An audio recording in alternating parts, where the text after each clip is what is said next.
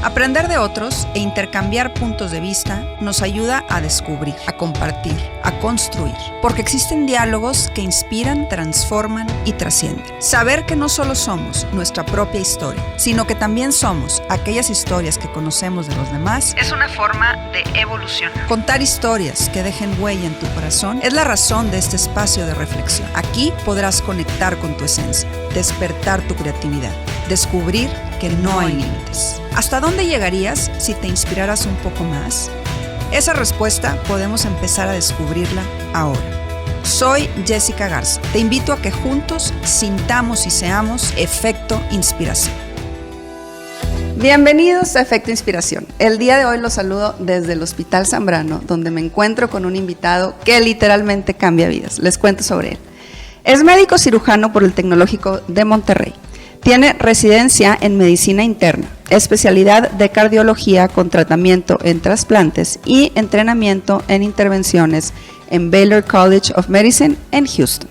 Cuenta con grado doctoral con la especialidad en inmunología en la Universidad de Chicago. Ha sido profesor de medicina en el departamento de cardiología en Baylor College of Medicine y en la Escuela de Medicina Weill Cornell. Es fundador del Laboratorio de Trasplantes del Hospital Metodista en Houston. Fue director del Servicio de Insuficiencia Cardíaca y Trasplante Cardíaco en el Methodist Hospital en Houston y miembro del consejo de The Baky Heart Center del Hospital Metodista en Houston. Es miembro del Sistema Nacional de Investigadores Nivel 3. Actualmente ejerce su práctica médica privada como cardiólogo intervencionista en TechSalud. Además, es rector de TechSalud y vicepresidente de investigación del Tecnológico de Monterrey. Bueno, no les puedo decir la inmensa alegría que me da tener al doctor Guillermo Torre en Efecto Inspiración. Doctor, gracias. Qué emoción tenerlo en el programa. Muchas gracias, Jessica. Con mucho gusto. Yo creo que no deberíamos de haber batallado tanto, pero estoy encantado también de estar aquí contigo. Batallamos muchas mucho. Gracias por la introducción. Le tengo que decir a toda la gente, me tengo que quejar, que tengo año y medio atrás del doctor, pero bueno, entiendo que ha sido... No, pero sabes que lo que pasa es que tuvimos, acuérdate, este año pasado, y todo el tema de COVID claro. Fue realmente inusual, muy complicado. Yo lo sé, doctor. Pero bueno, a lo mejor de eso platicaremos. No, estoy feliz. Y les voy a decir dos cosas por las que estoy feliz a toda la gente que nos ve y nos escucha, de por qué tengo enfrente de mí a una persona a la que admiro y agradezco profundamente, y hay dos motivos. El primero es que les tengo que presumir que es mi doctor y es doctor de mi papá. Y el tener la oportunidad de literalmente poner nuestro corazón en sus manos, doctor, ha sido una gran bendición. Esa es la razón número uno. Y la dos es que estoy sumamente agradecida como ciudadana, como mexicana, por todos sus aportes que ha hecho a la medicina y principalmente lo que ha hecho ahora con el COVID. Así que, de verdad, un honor, doctor. Muchas gracias otra vez. Y bueno, empezamos, porque ahora sí, la gente no me quiere escuchar a mí, lo quiere escuchar a él. Y, doctor, yo siempre trato de iniciar las entrevistas de la misma manera, que es preguntándole a mis invitados que me den un poquito de contexto sobre quiénes son, sobre cómo crecieron, sobre cómo fueron sus primeros años de vida, que generalmente son los que van marcando cómo se desenvuelve después nuestra vida. Así que cuéntenos un poquito, denos contexto de quién es usted. Con mucho gusto. Mira, yo nací en Monterrey, en una época en donde Monterrey era una ciudad relativamente chica. Yo hoy tengo 60 años, nací en el 62. Y mis primeros recuerdos de Monterrey, pues era realmente lo que hoy yo te diría para ti sería como un pueblo, ¿verdad? Era una ciudad bastante chica donde yo iba al colegio y cerquita de mi casa teníamos caballos. Me acuerdo que a veces íbamos hasta andar en lo que hoy está completamente poblado a caballo por la ciudad. Entonces me tocó vivir una infancia, más bien no en una ciudad como hoy es Monterrey, pero en una ciudad que iba creciendo, pero era más bien un pequeño pueblo, y eso yo creo que de alguna forma marca un poco la historia. Tuve una vida pues bastante sencilla. Crecí en Monterrey, fui a la primaria en un colegio religioso, un colegio marista que estaba cerquita de mi casa. Yo muchas veces nos íbamos caminando, me acuerdo, desde chicos a la escuela, o me llevaba mi papá y de regreso nos veníamos caminando. Así es que una vida bastante sencilla. Luego estudié secundaria aquí en Monterrey también, y preparatoria en la UDEM, Okay. en el CUM. Estudié con los maristas desde primaria hasta terminar preparatoria. Y en ese momento, de alguna forma, yo siempre quise estudiar medicina y tenía una claridad que quería estudiar medicina, y mi decisión iba a ser un poco entre entrar a la Universidad de Nuevo León o la Universidad de Monterrey. Y justo cuando yo estaba haciendo esa decisión, el Tecnológico de Monterrey abrió el programa de la Escuela de Medicina. Wow, o sea, generación fundadora. Sí, así me tocó. Entonces abrió la Escuela de Medicina del TEC de Monterrey. Yo tenía un pariente de mi papá que trabajaba en el TEC en esa época. Okay. Y entonces le mandó una nota a mi papá, le dijo, oye, pues el TEC va a abrir medicina. Y la verdad no batallé mucho en pensar por qué quise irme al TEC. Yo creo que no tengo una explicación. Simplemente el TEC ya en esa época tenía una imagen muy importante en la comunidad. Pues la gente de Monterrey veíamos al TEC como una gran universidad. Obviamente la Universidad de Nuevo León también. La UDEM estaba empezando. Okay. Entonces yo creo que la historia del TEC a mí de alguna forma me enamoró, y tomé la decisión de entrar al TEC de Monterrey, empezando la Escuela de Medicina, que podríamos platicar de dificultades y temas, pero pues eso más o menos fue mi historia y mi ¿Y trayectoria. quién iba a decir, doctor, que años después usted iba a estar dirigiendo esta rama del TEC Salud y esto que usted inició como alumno, después iba a ser el líder? Pero ya llegaremos a esa parte. Yo ahorita quisiera preguntarle, usted me dice que tenía muy claro que quería ser doctor desde que estaba terminando de estudiar. ¿Qué hay en la medicina que le llamaba a usted la atención? ¿Por qué tenía como ese interés? ¿O qué había? ¿Qué le llamaba? ¿Qué tenía esa profesión o qué tiene esa profesión que lo hace vibrar? Mira, yo creo que hay muchas personas. Yo pues a lo mejor represento mucha gente que tiene esa atracción a ayudar a la gente. La verdad, yo creo que ese sentido de vocación que puede tener muchas otras profesiones, en la medicina es muy fuerte.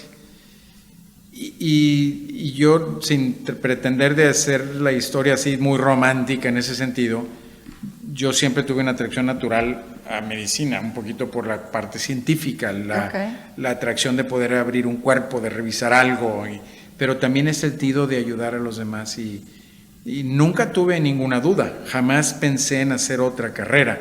A lo mejor en algún momento me gustaba un poquito el servicio público y hacer algo como abogado, y entonces, pero nunca pensé cambiar de vocación de ser. Pero siempre he tenido un poquito de inclinación en el servicio público. En primaria fui presidente de mi primaria, ¿verdad? Y en la preparatoria fui presidente de la sociedad de alumnos, y lo mismo en medicina. O sea, de alguna forma, el expresar un poco de la ayuda a los demás en servicio en la comunidad y en medicina, pues era bastante similar. Entonces, si dijera, ¿yo hice una decisión consciente de querer medicina? No. Okay. La verdad fue algo que afortunadamente nunca batallé, tuve una intuición, una vocación, si así diría, y la verdad pues no me arrepiento porque he disfrutado mucho mi carrera, pero no hubo una decisión consciente intelectual desde mi punto de vista. Fue más bien una emocionalidad lo que me hizo estudiar medicina. ¿Y cómo fue ese camino de preparación? Porque sabemos que para ser médico hay muchos años de por medio y hay muchos sacrificios y hay mucho estudio. ¿Cómo lo vivió particularmente usted, doctor? Porque entiendo que después de graduarse se fue a Estados Unidos a hacer sus especialidades.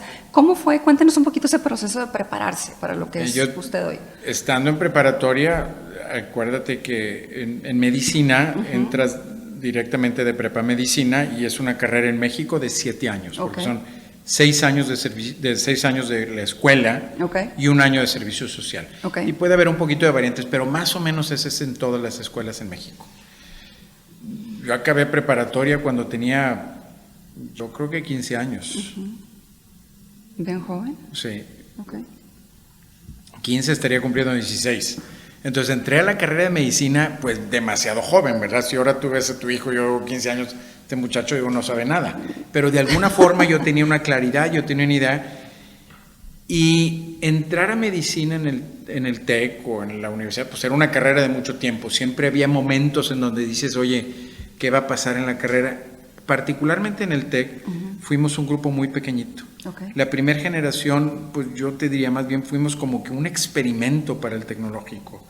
Entonces convivíamos mucho con los directores, con los pocos profesores que había en medicina. Entonces fue una experiencia muy bonita, pero nunca me preocupé por el tiempo que estaba yo estudiando. O sea, jamás tenía ni una presión de terminar. Gracias a Dios, mis papás me pagaron la carrera. No tuve que hacer ningún esfuerzo adicional más que mi única responsabilidad era estudiar. Okay. No tenía que batallar en nada. Que pues mucha gente tiene que batallar de muchas formas. La verdad, pues yo tuve esa gran bendición. Y en la carrera de medicina tuvimos muchas experiencias interesantes de intercambio. Entonces, yo te diría, probablemente una de las cualidades más importantes que tuvo el TEC en ese momento era que nos exponía al mundo de la medicina a nivel internacional. Entonces, tuvimos una experiencia en Houston y yo te diría en ese momento, para mí como estudiante de medicina, ir a Houston era como si llevaras a un niño a Disneylandia. Wow. ¿Verdad? Sí. Yo me acuerdo en la escuela de medicina ir a Baylor College of Medicine o ver el Hospital Metodista, el Centro Médico de Houston. Para mí era igualito que la emoción que ves en un jovencito o un niño llevar a Disneylandia, porque veías gente que estaba escribiendo los libros, que estaban inventando nuevas formas de cáncer, de tratamiento del corazón, y un entorno de magia, los edificios, los recursos, la cantidad de gente. Entonces era algo realmente, eran ciertas emociones que eran incomparables, ¿verdad? Y ya Monterrey, pues no era una ciudad pequeña, ¿verdad? Y el TEC ya era una universidad, pero ver la diferencia en ese momento en Estados Unidos, pues la verdad era algo impresionante. Entonces yo desde ahí, desde muy joven, yo te diría, ¿cómo fue mi carrera? Como fui muy pequeño a ver esa parte del mundo que yo no había visto, yo dije, yo quiero venir a entrenarme aquí. Nunca decía trabajar. Okay. Eso podemos platicar después, pero yo dije, yo quiero que mi formación de doctor sea en Estados Unidos, porque vi un universo que no tenía, ¿verdad? Recursos, capacidad, gente que hacía investigación, que daba las pláticas, que escribía los libros. O sea, era una dimensión que aquí yo no estaba expuesto. Entonces esa fue una semilla muy importante para mí. Y lo vivimos desde el segundo o tercer año, estar en la escuela de medicina. Luego, más adelante en medicina, me tocó estar parte de la experiencia del tecnológico de hacer rotaciones clínicas en Houston, en donde entonces estaba trabajando como doctor, justo con otros jóvenes que estaban en medicina en esa época en Estados Unidos. Entonces te sientes activamente participando en un modelo de medicina que aquí no teníamos, en un modelo que integraba una práctica en donde la gente toda tenía los mismos servicios, independientemente si tenías... O sea, tu posición socioeconómica no determinaba qué calidad de atención tenías. Tenías acceso a lo mismo. Si era la persona que trabajaba en la empresa, el gerente de la empresa o el dueño de la empresa.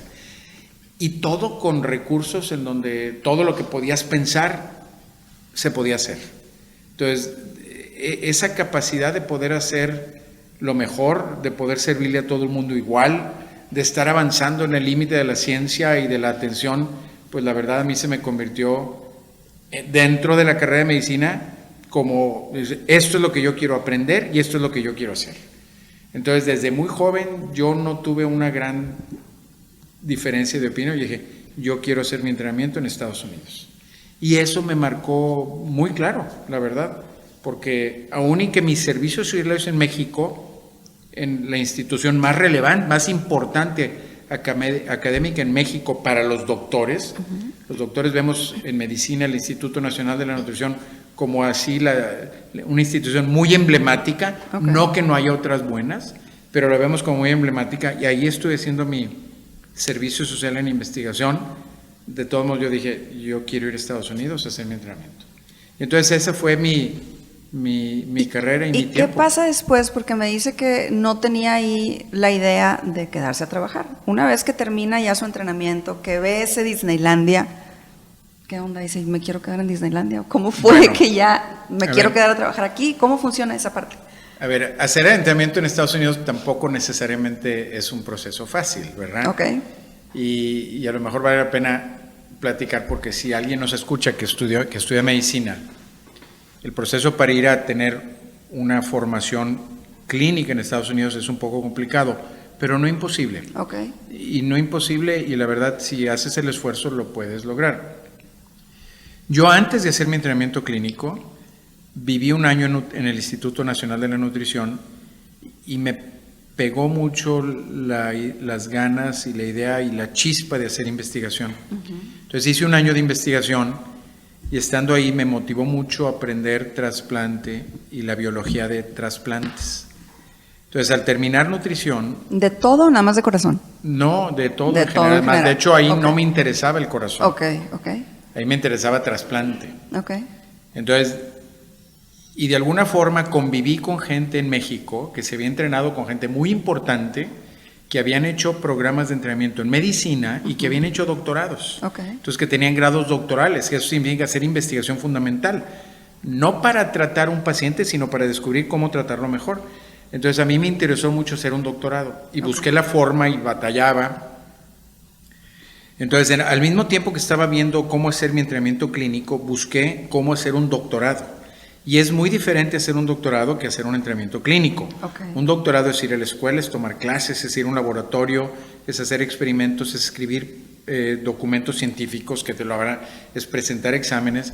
Entonces, yo tenía los dos al mismo tiempo. Ya me habían aceptado en un programa clínico y me aceptaron en un programa para hacer un doctorado. Y decidí hacer un doctorado para tener la ilusión de convertirme en inglés, yo lo decía, tener un MD, PhD. Yo tenía la ilusión, yo no sé si era el deslumbramiento del título honorario académico, pero aparte me gustaba demasiado hacer investigación y tuve una oportunidad extraordinaria. La Universidad de Chicago en ese momento, en lo que yo quería, pues era, no sé, los primeros 3 programas en Estados Unidos. Entonces decidí hacer mi doctorado en la Universidad de Chicago y pasé 4 años haciendo un doctorado en clases, en laboratorio, en hacer investigación fundamental, hacer experimentos en ratones. Estábamos tratando de entender cómo preveníamos el rechazo de un tumor, que sería lo mismo que el rechazo de un órgano. Okay. Entonces estudié mecanismos fundamentales de rechazo. Y eventualmente publicamos una observación con una molécula que previene el rechazo y pues nunca ha funcionado para curar los trasplantes, pero no importa, ¿verdad? Así van siendo todas las investigaciones. Pero ahí en ese momento me tocó convivir con una persona que era muy famosa, muy importante. Había descubierto un fenómeno fundamental de por qué los cánceres se hacen cánceres. Entonces ella descubrió que células que se convertían malignas, muchas de ellas brincaban genes de un cromosoma a otro. Y estos brincos de los genes hacían que se activaran proteínas que hacían que las células crecieran de una forma desordenada. Entonces yo trabajé con ella un poquito, se llamaba la doctora Janet Rowley, que era una persona probablemente la más importante en la Universidad de Chicago en ese momento. Entonces me interesó mucho el cáncer, entonces yo dije, oye, ¿cómo combino cáncer y trasplante? Bueno, pues resulta que en ese momento estaba empezando un gran movimiento para hacer trasplantes de médula ósea que curaban cánceres. Claro. Leucemia, ¿verdad? Leucemias y linfomas. Y en Houston estaba el MD Anderson, que era uno de los programas más importantes de cáncer y de trasplantes. Entonces yo estaba en Chicago, terminé mi doctorado y tenía que hacer medicina interna para poder hacer trasplante de médula ósea como mi carrera hacia el futuro. Entonces dije, bueno, si quiero ir a MD Anderson, pues mejor me voy a Houston.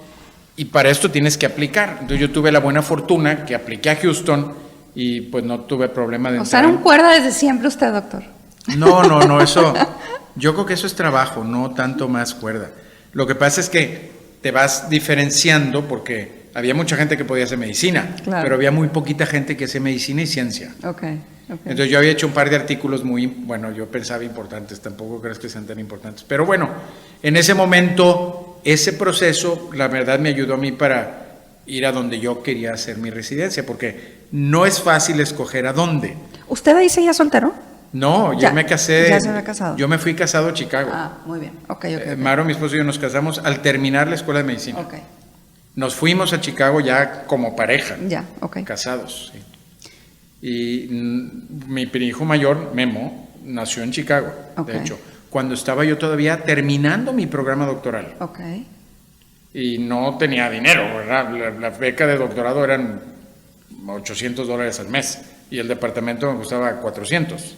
O sea, $800 al mes, sí. Pues a lo mejor aquí multiplicas en México hoy, bueno, pues allá era nada, ¿verdad? Era línea de pobreza, pero podía, digo, así se vivía de estudiante, ¿verdad? Claro. ¿Después de ahí se va usted a Houston? Después de Chicago, entonces nos fuimos a Houston Ajá. a hacer mi entrenamiento para doctor. Ok. Entonces, para hacer medicina interna, yo iba a hacer oncología y trasplante. Ajá. Tenía que hacer 3 años de medicina interna y otros 3 años de oncología. Ok. Pero cuando hice medicina interna en Houston, el hospital metodista, que era el hospital primario donde yo estaba haciendo residencia, todo era cardiología. Ahí estaba un doctor muy famoso, que es el doctor Michael DeBakey, y un programa de cardiología que era el mejor de Estados Unidos en esa época. Y ahí todo era cardiología, ¿verdad? Venía gente de Europa, de Sudamérica, de todos lados, a operarse, a atenderse. Entonces, pues el que no era cardiólogo era subhumano, ¿verdad? Ahí la cardiología era lo único importante. Okay. Y aparte, empezó en ese momento todo en técnicas para reparar el corazón de formas no invasivas. Entonces nosotros, bueno, en esa época, no nosotros, pues yo estaba estudiante, pero los cardiólogos podían entrar a través de las arterias al corazón y una arteria tapada que tenían que abrirle el corazón y ponerle un bypass, ahora se podían reparar de una forma sin abrir el corazón. Y empezaba una serie de innovación en procedimientos mínimamente invasivos que cambiaron totalmente la cardiología. Y estaba empezando. Okay. Entonces yo estaba en un lugar donde los cardiólogos eran los más importantes, la cardiología intervencional estaba desarrollándose de una forma que era súper atractiva, y oncología, pues decías, pues no había tantos avances. Trasplante era interesante, pero la verdad, al estar en Houston, en el hospital metodista, me cambió mi mente. Y se enamoró de los corazones. Y me enamoré de cardiología, la verdad. Y se quedó después ahí. Entonces me quedé en metodista, en el hospital en Baylor. Ajá. Terminé medicina interna, hice 3 años, hice cardiología con 1 año en falla cardíaca y trasplante y otro año de intervención. Y mi plan era venir a Monterrey. Okay. O sea, es más, 3 meses antes de que terminara mi último año, yo ya tenía una casa rentada, mis hijos ya estaban inscritos en el colegio, ya tenían sus uniformes, ya habíamos pintado la casa y me ofrecen un trabajo en Houston. Wow. En ese momento, porque el director del programa de trasplante se fue de Houston a Cleveland a ser director, y en Houston no había quien dirigiera el programa de trasplante. Y a todos los que eran mis profesores, a nadie le interesaba, porque paciente de trasplante de corazón está muy enfermo, Ya. demanda mucho tiempo, demanda mucha conversación, es una práctica que no es nada más de cardiología, es de mucha medicina, y a nadie le interesaba hacerlo, y ni nadie tiene expertise. Entonces el director de cardiología me habló un día, yo estaba haciendo un procedimiento en la sala de hemodinamia, y me habla y me dice, oye, Guillermo, en inglés obviamente, me dice, ¿te interesaría tomar este trabajo? Hemos decidido toda la facultad que queremos ofrecerte el trabajo. Y pues yo la verdad me emocioné, porque fíjate, yo estaba muy joven, me iba a venir. Y me venía contento, no creas que estaba mortificado por venirme, la verdad. Tenía ilusión de volver a México, sin entender qué significaba en muchos factores. Nunca había trabajado aquí, pero tenía ilusión de venir. Pero cuando me ofrecen un trabajo, para mí fue, hazte cuenta, como si lo comparamos análogamente con un deporte, y te dicen, oye, eres jugador de fútbol, soccer, y te invitan a jugar en el Barcelona. Claro. ¿Verdad? Pues quieres jugar. O en el Real Madrid. Claro. Yo salíamos, ¿tú crees que pregunté cuánto me iban a pagar? Ni me interesaba. Dijo que sí inmediatamente. Obviamente. Bueno, no tan fácil. Porque Maro, mi esposa, pues obviamente... Apenas iba a preguntar por ella. Bueno, a ver, nos fuimos cuando teníamos 23 años o 22, y a lo mejor ahí tendría 31, 32. O sea, ya nos habíamos ido 8 años o 9, no más, 10 años 10 cuando años. menos. Y entonces ella ya tenía la ilusión de venir. Para ella era más importante la ilusión de volver, porque pues había hecho un sacrificio de cambiarse de vida, de familia. Claro. Y para mí era mi carrera, ¿verdad? O sea, yo estaba emocionado. Claro. Ni pregunté cuánto iba a ganar, ni me interesaba. Me hubieran dicho 20, 30, 40, igual, no me importaba. Porque no era mi objetivo estarme ahí por el dinero, la verdad. Que dicho sea paso, jamás me he preocupado por el tema. No me quejo, ni me ha ido nada mal. Pero nunca he tomado una decisión por dinero. No es su objetivo. No. Eso es sí. Y eso le aconsejo a mucha gente, porque he visto gente en mi profesión que toman decisiones por dinero y tienen fracaso profesional. Pero bueno, ese es un tema aparte. Pero entonces esa fue una situación medio complicada porque pues para ella sí era una ilusión grande volver. ¿Y cómo le hizo? En ese momento. ¿Cómo la convenció? No, yo creo que ella veía mucho la ilusión, veía pues la importancia que era para mí y bueno, pues platicamos mucho tiempo y la verdad, Maru siempre me ha apoyado en todas las decisiones, pero no que sea fácil. ¿Y cuántos ¿verdad? años se quedaron? Porque ahí teníamos 4 hijos. Wow. Ya teníamos 4 hijos. ¿Y cuántos años se quedaron más ahí en Estados Unidos? 30. 30. A ver. Yo me fui cuando tenía 22 y volví cuando tenía 50. Aquí es a donde yo quería llegar, doctor. Así más o menos. Ya que conocemos así toda su historia increíble y cómo, yo digo que es Dios, habrá gente que cree que es el universo, lo que cada quien crea, pero se le fueron presentando y se le fueron poniendo estas situaciones que usted fue tomando. Y llega el momento de regresar a México. ¿Cómo es que después de 30 años de estar en Disneylandia, de los médicos, pues de estar en un lugar donde usted nos dice que todo era posible, que había recurso, toma la decisión de voltear a ver nuevamente nuestro país y decir, tengo que volver y tengo que aportar y tengo que poner mi grano de arena para que México tenga un poquito de ese Disneylandia? ¿Cómo ha sido la transición? Yo como paciente suya, me acuerdo mucho que cuando hemos estado en consulta, siempre me dice, es que en Estados Unidos es diferente la consulta, allá es súper rápido y aquí es como más larga. Cosas insignificantes a lo mejor, pero desde ahí, desde pequeños detalles de cómo es la consulta hasta cómo es el sistema de salud en el país. ¿Cómo fue para usted esa transición y qué lo llevó a tomar esa decisión de un cambio total de vida? ¿Fue el TEC o cómo fue? No, mira, yo creo que es una pregunta importante y obviamente yo he hecho muchas veces y me la sigo haciendo, pero todos vamos cambiando con la edad, tienes diferentes niveles de maduración en tu juicio, en cómo ves la vida.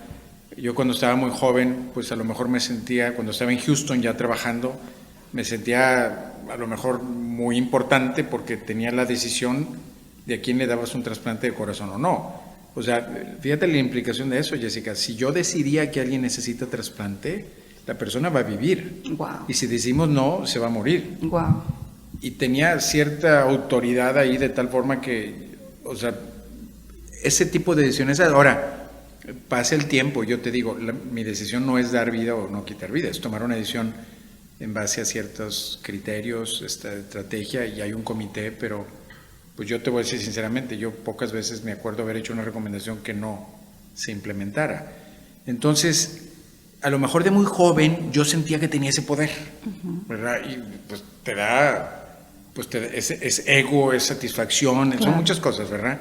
Pero con el tiempo te das cuenta que la verdad, pues simplemente estás haciendo, como a lo mejor muy retórica, pues es un trabajo, es una forma, y ese trabajo tan importante y tan poderoso que sea, también se convierte un poco en una rutina, ¿verdad?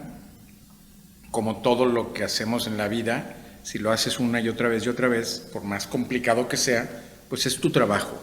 Entonces yo hacía mi trabajo y lo hacía muy bien, y tenía investigación y lo hacía muy bien. Y me invitaban a todo el mundo y daba pláticas y todo esto, ¿verdad? Entonces, estaba en una posición extremadamente cómoda, la verdad, económicamente, profesionalmente y socialmente, porque el trabajo que yo tenía mucha visibilidad. Okay. Y atendía a mucha gente muy importante y pues la gente piensa que le salva la vida y bueno, pues todo lo que tú quieras. Pero yo sí me hice una pregunta muchas veces. Me dice, oye, cuando llegue a cumplir 70 años, que estoy lejos todavía de los 70, y volteo en mi vida y digo, a ver, acepté una vida de bastante comodidad, no me arrepentiré de no haber tratado de hacer o construir para algo en México, porque todo esto que te digo en Estados Unidos es muy fácil. Y llegaba un momento en que hay mucha gente que puede hacer lo mismo que yo hacía en Estados Unidos. O sea, en Estados Unidos había mucha gente como yo. En el programa de cardiología que yo estaba, había otros 15 doctores, cada uno en su área, que eran importantes y daban lectures y tenían investigación. O sea, yo era uno de un grupo, ¿verdad? Y en el área de trasplante hoy hay 17, ¿verdad? Yo empecé en un momento donde no había mucha gente, pero en mi grupo de cardiología siempre he tenido gente y colaborando con gente que eran más relevantes de lo que yo me sentía que era. Entonces, en Estados Unidos es un país en donde hay tantos recursos, hay tanta preparación y hay tanta gente que tiene eso que tu rol particular, por más importante que te sientas, es una muy pequeñita contribución.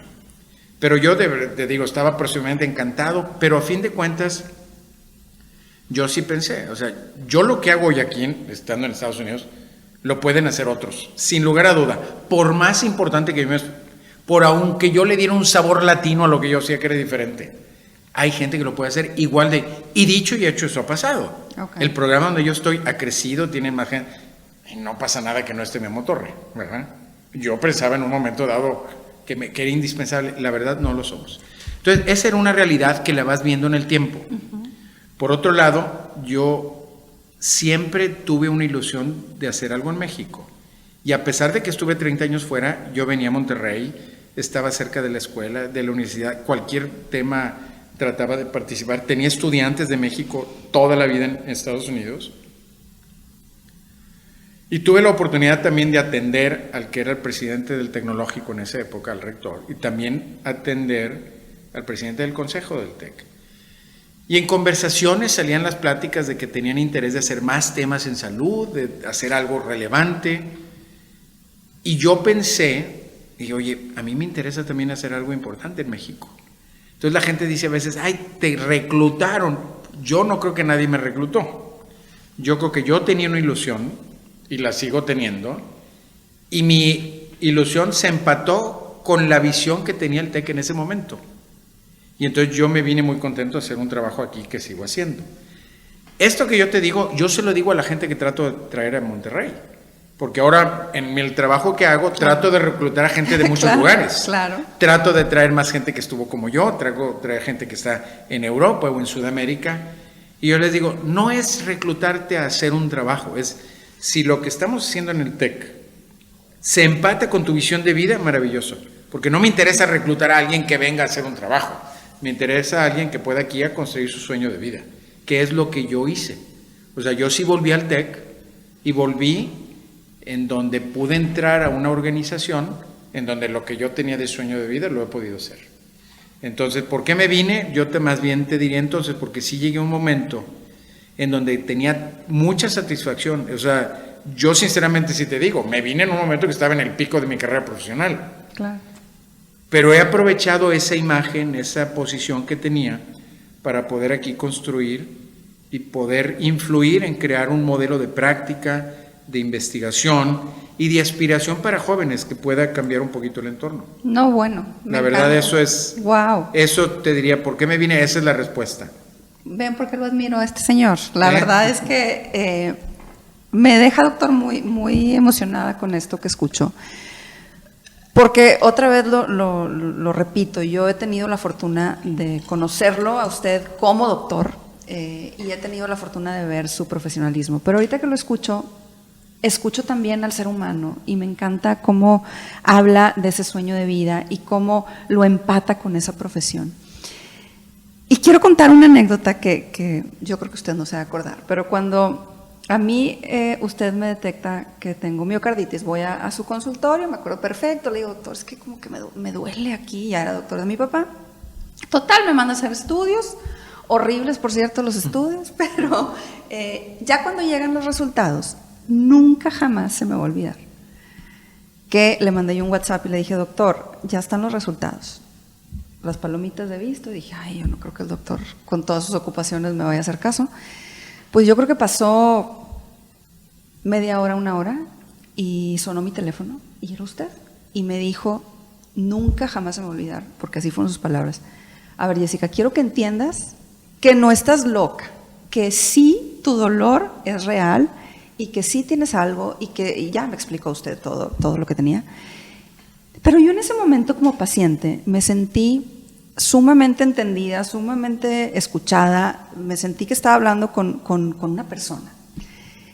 Y ahí yo hacía la reflexión, decía, creo que lo más importante en un doctor es precisamente tener esa parte humana. Y luego por otro lado yo pensaba, decía, no, pero ¿de qué me sirve que sea muy humano si no le sabe? No, creo que tiene que tener una combinación.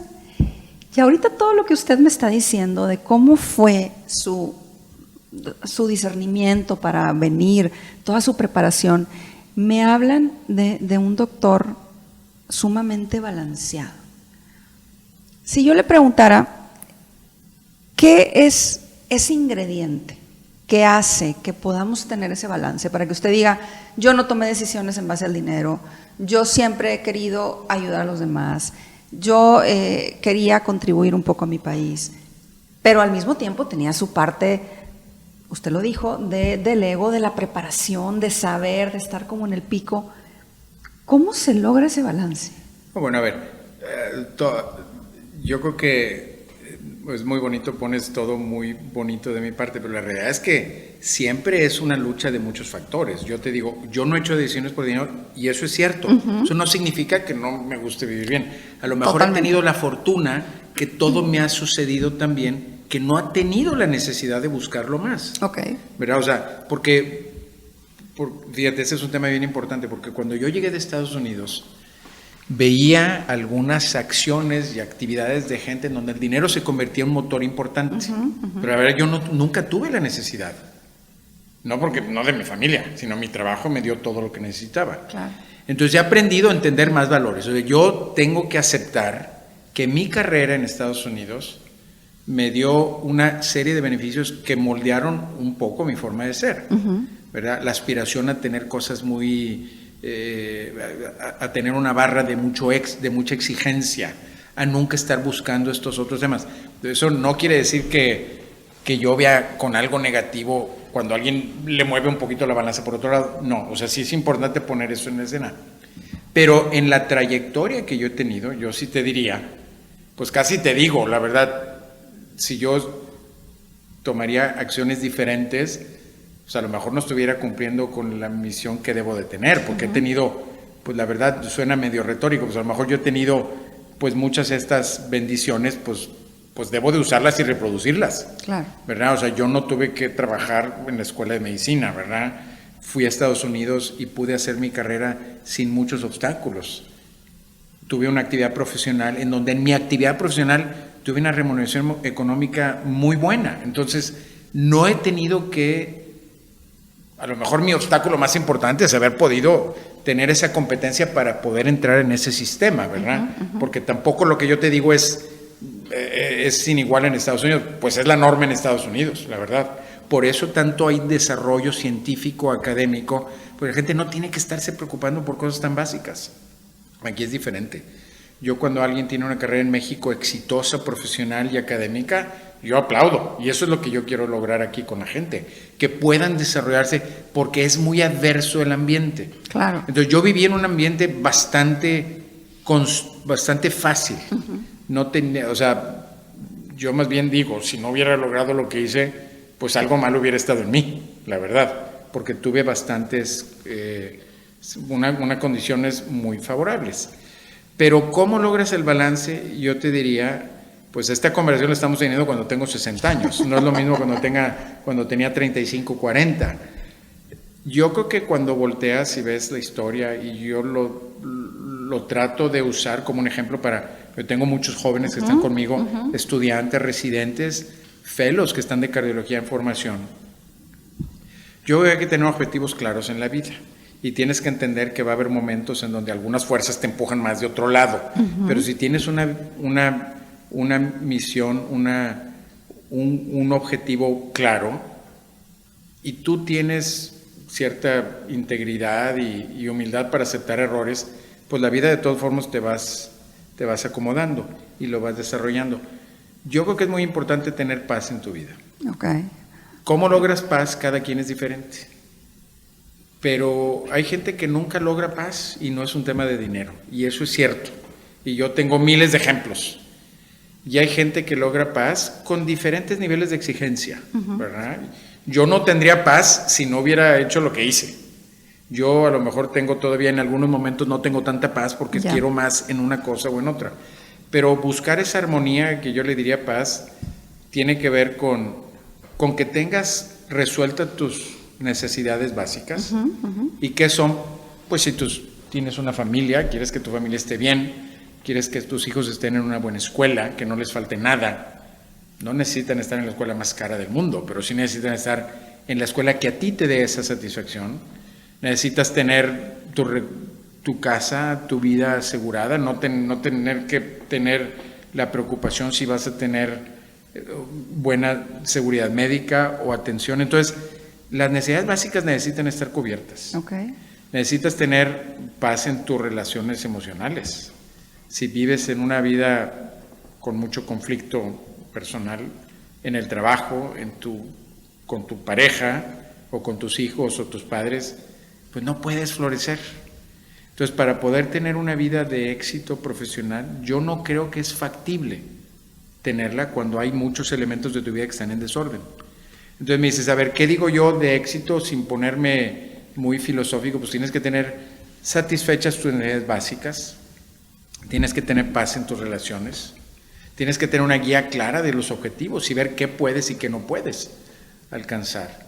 Y yo creo que eso te da una paz y una tranquilidad. Yo estoy en un momento ahorita en mi vida de mucha paz y me permite hacer cosas que espero que puedan ser importantes hacia el futuro. No, bueno, sin ¿verdad? duda. Sin duda, y de hecho... Pero eso yo creo que es muy importante.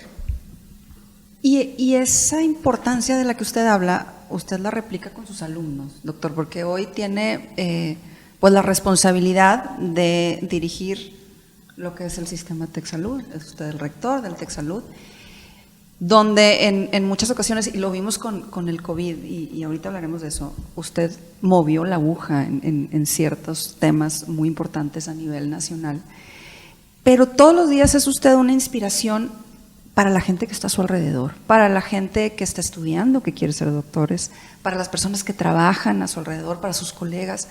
¿Cómo maneja usted esa responsabilidad y cómo trata de pasar como todos estos conocimientos? Porque usted ahorita me dice, ya tengo 60 años, ¿no? A lo mejor cuando estaba más joven no tenía yo tan claro. ¿Cómo le hace usted para pasar esa claridad que hoy tiene a sus alumnos, a sus colegas, a la gente que trabaja con usted? ¿Cómo maneja esa responsabilidad? No, bueno, a ver, primero, yo no estoy pensando todos los días de mi vida que soy ninguna cosa especial. Sí me doy cuenta de la responsabilidad que tengo por la organización que represento. Claro. Y cómo la gente a veces me ve a mí. Pero también me doy cuenta que yo así veía a la gente. Yo te platiqué cuando fui a Estados Unidos y cuando me quedé a trabajar, pues veía a la gente como que si fueran intocables, ¿verdad? Y al final del día, pues todos somos iguales, ¿verdad? Y es una cuestión de tiempo. O sea, no...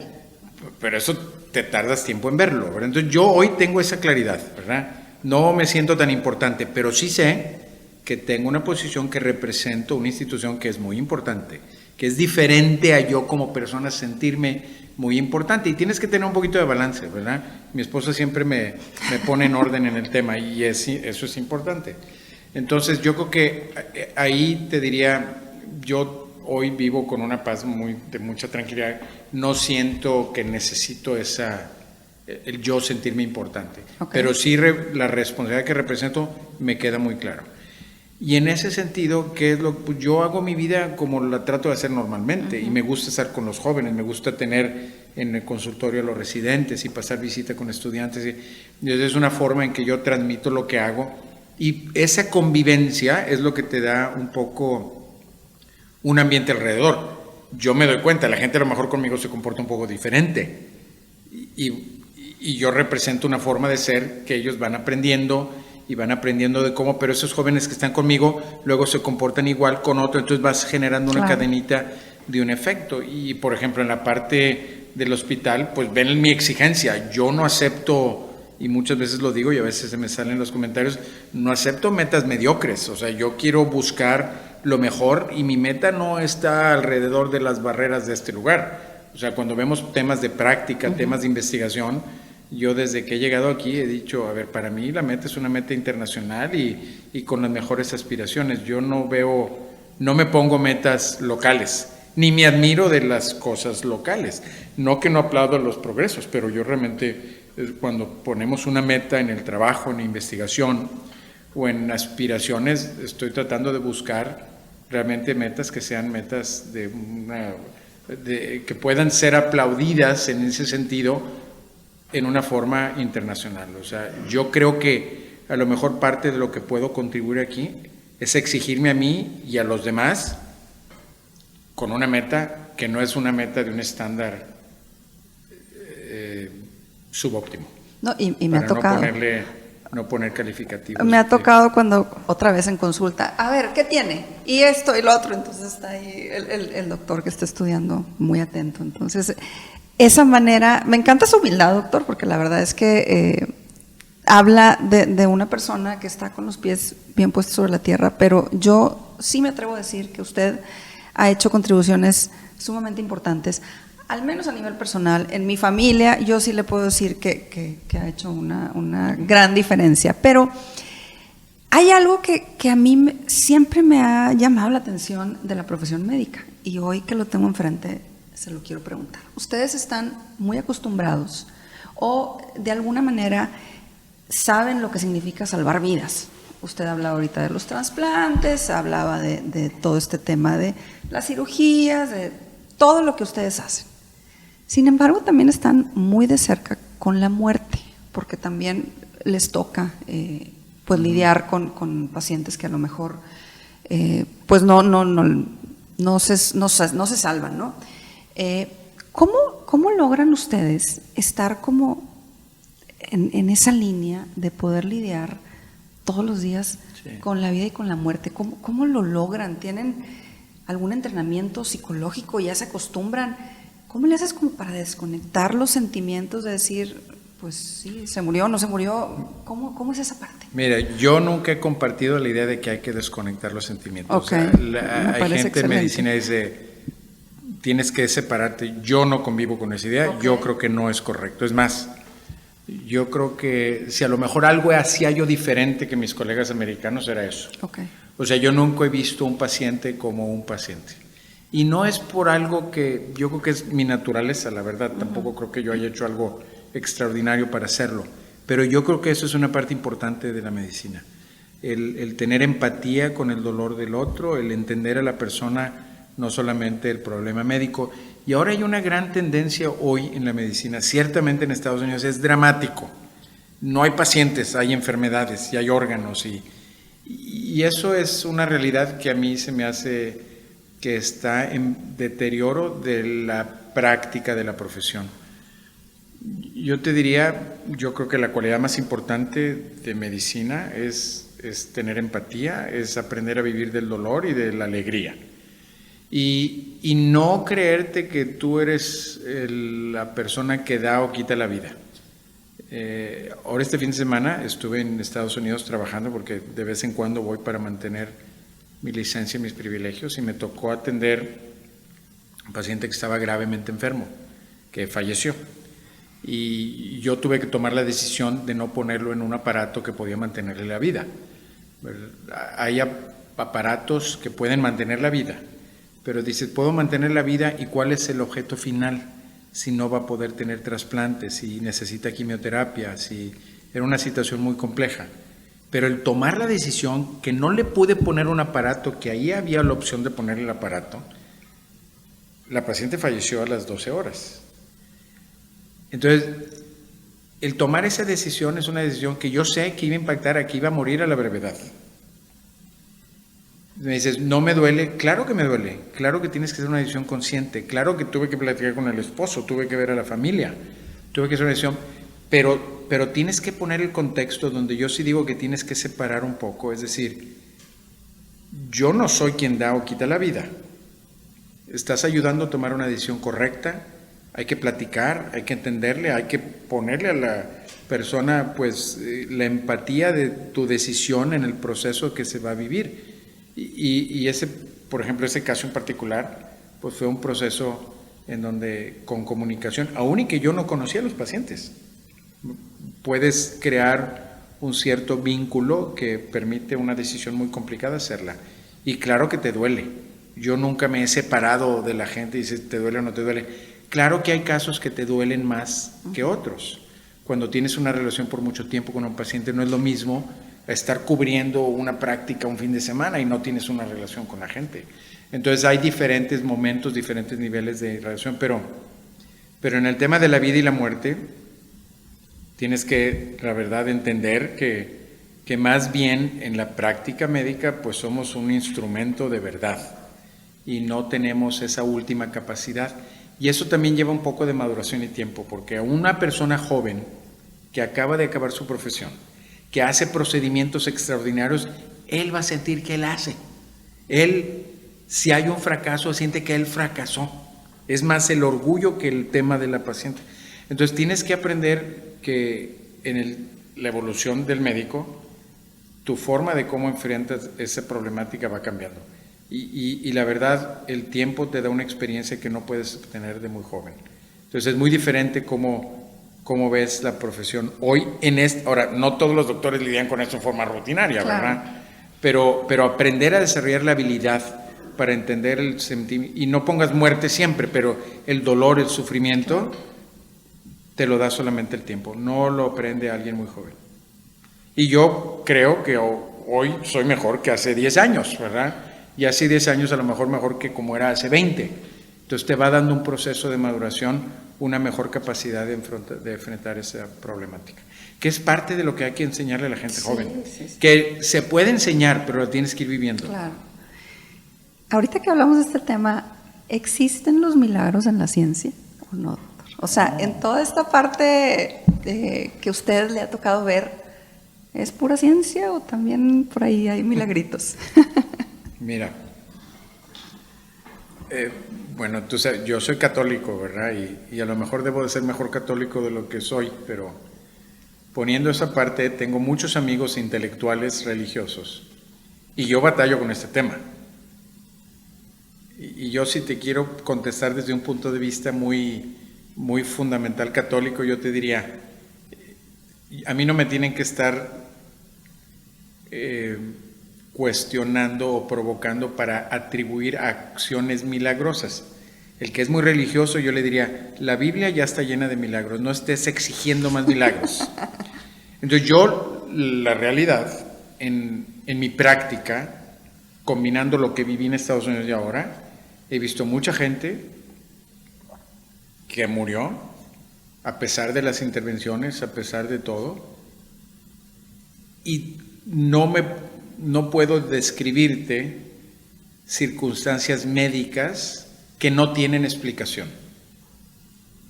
Un milagro es algo que realmente no tiene explicación. Yo te puedo describir circunstancias extraordinarias que he vivido, que dices es poco frecuente, pero mi explicación médica es poco frecuente. Okay. Pero puede suceder con lo que hiciste. Hiciste intervenciones que tienen como objetivo lograr poca frecuencia, pero sucede. Milagro, yo batallo para utilizar ese término. Muy bien. Y es un tema de conflicto con mi esposa, porque mi esposo y mi suegra todos son milagros. Voy a traer yo no defino eso. Milagros, ya vean los de la Biblia. No me vengan a exigir aquí más. No. Entonces yo creo que hay eventos que son poco frecuentes. Yo no los defino como milagros. Ok. Doctor, yo puedo estar aquí 3 horas más, pero tengo que ser muy, muy prudente con su tiempo. Ahorita que estamos hablando de todo este tema, pues de cosas poco frecuentes, tengo que tocar el tema del COVID, porque si no, la gente que me sigue me va a matar, que tenía el doctor Guillermo Torre enfrente y no le pregunté. No es el tema de esta conversación, hablar del COVID, pero sí me gustaría, para toda la gente que tiene hoy dudas, ¿cuál es el panorama que estamos hoy viviendo con esta nueva ola que tenemos? Porque vemos como que, ay, ya se va a acabar, y viene otra vez, y ya nos podemos cuidar menos, y ahora cuídate más. Hemos tenido como un sube y baja, y creo que es una situación, como hablábamos ahorita, no tan común, no tenemos pandemias todos los días. Cuéntenos brevemente qué tenemos que hacer en la situación en la que estamos viviendo el día de hoy. Mira, vivimos en COVID los últimos 2 años y medio una situación extraordinaria. Tuvimos una crisis de salud increíble, pero las vacunas cambiaron completamente COVID. Gracias a Dios en México tenemos muy pocos grupos antivacunas. Sí hay, y a mí me tocan frecuentemente, pero proporcionalmente no han tenido un impacto tan dramático a nivel poblacional. La gente mexicana es un poquito más entendedora, más dócil en ese sentido y acepta con más apertura indicaciones científicas correctas. Entonces la vacunación ha cambiado completamente el escenario de COVID. Hoy estamos viviendo sí una quinta ola de contagios, pero lo que claramente te digo y todo mundo lo vemos, la enfermedad hoy tiene una severidad que dista muchísimo de lo que vimos hace 1 año y medio o 2 años en COVID. La pregunta es ¿por qué? Bueno, es el mismo virus, es el mismo virus. Es una variante distinta, es una variante distinta. Y la gente hoy, la población mexicana, como lo es en Estados Unidos, tiene un alto nivel de inmunidad por vacunas y se ha contagiado mucha gente previamente. Entonces, la inmunidad que tenemos hoy poblacional contra estos nuevos virus es muy alta. Okay. Y aunque no previene completamente el contagio, lo que claramente estamos observando es que con este virus disminuye la severidad de la enfermedad. Entonces vamos a seguir viendo probablemente virus que escapan un poco. Yo creo que es muy poco probable que volvamos a estar en una situación con la severidad que vivimos. Entonces vamos a tener un comportamiento de un virus que puede escapar un poquito la vigilancia inmunológica perfecta, pero la inmunidad para enfermedad severa yo creo que se va a mantener en el tiempo. Es probable que todos necesitemos otra vacuna. Okay. Es probable que tengamos vacunas contra nuevas variantes, pero no vamos a vivir lo que vivimos. Mira, te doy un ejemplo. Jessica, en el Hospital San José, que dedicamos completamente a COVID, tuvimos 200 pacientes hospitalizados, 60 de ellos intubados, gravemente enfermos, moribundos. Teníamos pacientes en terapia intensiva, tuvimos que adaptar ventiladores con máquinas de anestesia, tuvimos que traer ventiladores medio hechizos de compañías que nos estuvieron ayudando para hacerlo. No, tuvimos que tener colaboración con otros que no estaban atendiendo COVID. O sea, la situación fue dramática, inexplicable, nadie la vivimos. Eso no lo estamos viendo hoy. Hoy en el Hospital San José teníamos 4 o 3 pacientes con COVID. Okay. Y muchos de los que tenemos ahora son gente que tiene síntomas leves, que se hace una prueba y están en el hospital por otro motivo y tienen COVID preexistente. Entonces, yo no creo que vamos a vivir otro cuadro como lo que vivimos anteriormente. Entonces, hay que aprender a vivir mejor, hay que aprender a vivir con algunos mecanismos de protección. Hay medicamentos en el mundo para COVID que tenemos que hacer lobby para poderlos tener en México. Tenemos que tener más acceso a eso. Tenemos que estar prevenidos con nuevos esquemas de vacunación si aparecen y mayor vigilancia epidemiológica. Entonces, hay trabajo que hacer en el sector salud, definitivo, pero no vamos a vivir lo que vivimos ya. Con este virus. Claro. Puede emerger otro virus diferente que sea más o menos posible. Espero que no. No, toquemos madera. Pero también ahora ya sabemos, la tecnología de ARN mensajero es capaz de proveer vacunas en 8 meses. Es algo extraordinario. O sea, la gente a veces no se da la magnitud de la importancia de la vacuna del ARN mensajero. Es un parteaguas en enfermedades infectocontagiosas para el resto de nuestra vida. Claro. Con todo este tema del COVID, doctor, nos dimos cuenta de la importancia, o valoramos, o revaloramos la importancia de la salud, de respirar, y pusimos en una dimensión distinta a los doctores. Entendimos de alguna manera lo que es su labor y lo que hacen y cómo contribuyen al bienestar. Si usted tuviera una varita mágica y pudiera hacerle así para cambiar algo del sistema de salud en México y de cómo son tratados y vistos los doctores en México, ¿qué haría para cambiarlo? A ver, yo sí cambiaría el sistema de salud de México. Okay. Creo que el sistema de salud mexicano tiene que cambiar de varias formas. Primero, yo sí creo que el gobierno debe ser responsable de que todos tengan salud. Yo sí creo en la universalidad. Lo que no creo es que en el que el gobierno tenga que ser el proveedor. Okay. La problemática que tenemos en México es que el gobierno asegura y es el proveedor. Entonces no hay competencia. Yo creo que la competencia es extraordinariamente sana. Ni hay portabilidad, ni el paciente puede elegir. Yo creo que tenemos que tener un modelo en donde el gobierno asegure la universalidad, que le permita al paciente elegir y que tenga opciones de diferentes proveedores para que entre ellos tengan competencia y mejore la calidad de la atención. Imagínate que no hubiera más que una tienda de autoservicio en todo México. Nunca se estuviera peleando una Soriana contra Aurrerá o contra... ya no me sé las otras. Yo no voy al súper mucho, tengo un sesgo importante, pero la competencia mejora la calidad de los productos. La competencia hace que tengas mejor atención al cliente. Y hoy en el sector salud mexicano no tenemos competencia, no tenemos portabilidad. Yo creo que el gobierno, en mi opinión, debería de abrir más oportunidades para que hubiera portabilidad de los servicios y para que hubiera competencia en el servicio, para que la calidad de la atención mejorara. Entonces, veníamos históricamente con un movimiento que era así. El Seguro Popular eso hacía, aseguraba universalidad, le permitía al asegurado llevar con su seguro una oportunidad de tener servicios en muchos sectores, en el sector público, en el privado, que le atienda el que mejor puede servirle. Yo creo que eso es lo que yo cambiaría si tuviera una varita mágica. Hacía seguro universal a todos, les permitiría portabilidad y permitiría que se usara en el mejor postor, público o privado. ¿Y está usted luchando por eso? Mira, yo creo que este gobierno no va a permitir un cambio radical en los siguientes 2 años. Luchar es decir que, ¿hablo del tema? Sí. ¿Hemos luchado internamente para que en el Estado lo hagamos? Sí. Y hemos hecho cosas. Hemos tenido contratos públicos, teníamos un gran interés de trabajar en el Seguro Popular. Estamos acercándonos con diferentes formas de atención en el Estado de Nuevo León. Participamos con el Estado, pero a nivel federal ha sido muy difícil. Yo tengo la ilusión que con un nuevo gobierno, independientemente del partido que sea, pueda haber reformas que vayan en ese sentido. Yo no creo que es un tema Morena, no Morena, o PRI o no PRI. Yo creo que es un tema de poner en una plataforma una discusión de cómo asegurar la universalidad de atención en el país. Esperemos. Y yo creo que eso, todos estamos de acuerdo. Yo estoy de acuerdo con el presidente. Yo creo que hay que tener seguro que sea universal. Lo que no estoy de acuerdo es que exista un solo proveedor. Sí, esperemos que se dé.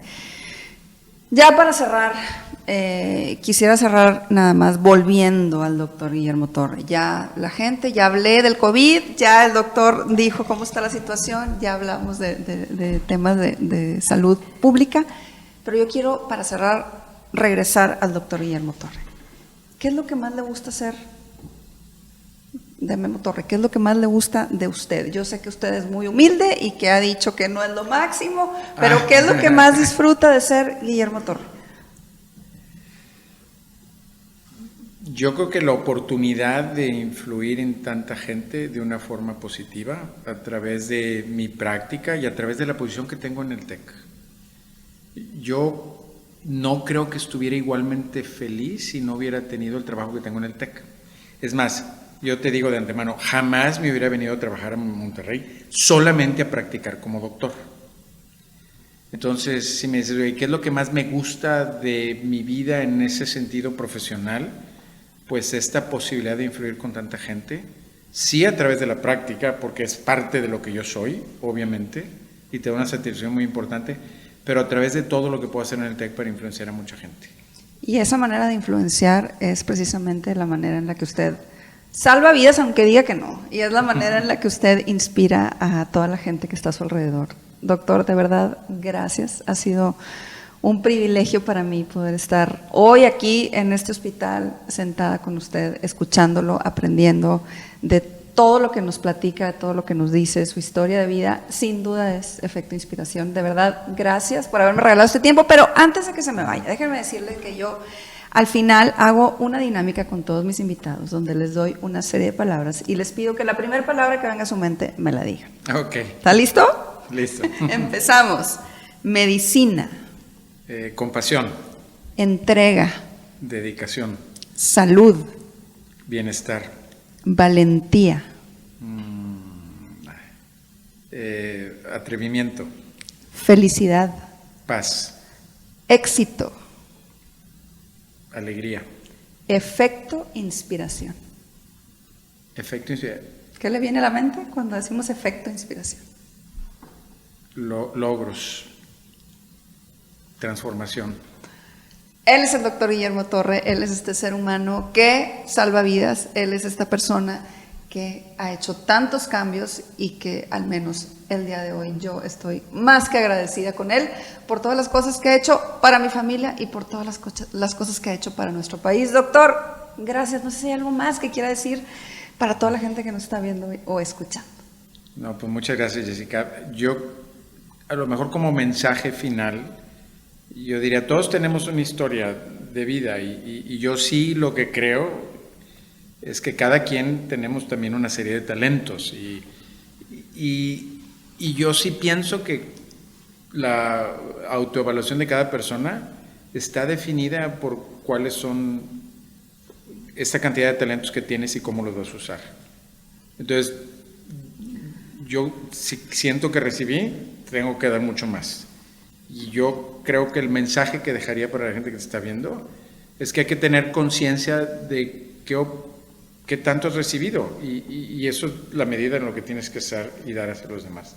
Y creo que ese es, pues a ver, es un mensaje bíblico y es un mensaje filosófico, pero yo creo que todos tenemos que tener una clara conciencia de que toda esa cantidad de bienes, de valores, de cualidades que recibes, pues las tienes que usar para los demás. Voy a cerrar con una frase y el profesor David Noel tiene su libro de la hipoteca social, ¿verdad? Y entonces él siempre dice que tenemos que pagar esta hipoteca social y es una forma de decir esto que ahorita tú y yo hemos platicado. Yo creo que quien tanto recibe tiene que dar más. Y entonces yo no quiero sentirme que tengo ninguna cualidad adicional a la de los otros. Simplemente, si realmente he recibido ciertas cualidades o valores o bendiciones, pues tengo que utilizarlas para el bien. Y si no las usaría, más que decir algo extraordinario, pues la verdad debería de ponerme una mala calificación en la vida. Entonces espero que mi calificación al final sea no mala y sea buena. Pero yo creo que todos tenemos que hacer eso, ¿verdad? Y eso es algo que desde que David sacó ese tema de su hipoteca social, la verdad tiene toda esa profundidad. Entonces, pues yo simplemente dejaría ese mensaje hacia el final. Me encanta y nos quedamos precisamente con eso. Todos tenemos talentos, todos podemos aportar. Gracias de verdad, doctor, y gracias a todos ustedes que nos acompañaron. Esto fue Efecto Inspiración. Te invito a que seas parte de la comunidad Efecto Inspiración. Suscríbete en mi canal de YouTube y sígueme en Instagram y Facebook. Nos vemos por ahí.